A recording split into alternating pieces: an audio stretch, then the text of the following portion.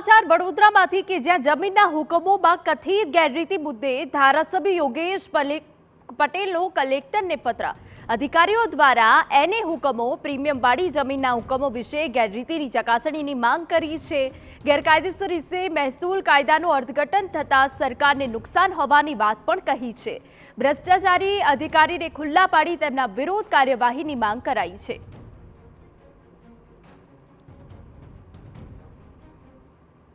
अधिकारी पर हूँ आंगળી करतो नहीं, पण कलेक्टर श्रीने મેં લખેલું છે કે આવા જે બી હુકમો થયા છે એ હુકમોની ચકાસણી થવી જોઈએ, પૂરેપૂરી તપાસ થવી જોઈએ અને આ હુકમો રદ થવા જોઈએ। અને સરકારી જમીનો જેને બી પધરાવી હોય આ જમીન મને લાગે છે આવા તો ગુના મને લાગે છે કે કોઈ પણ અધિકારી હોય એને છોડવો ના જોઈએ, એની પર ફોજદારી કેસ બી થવો જોઈએ।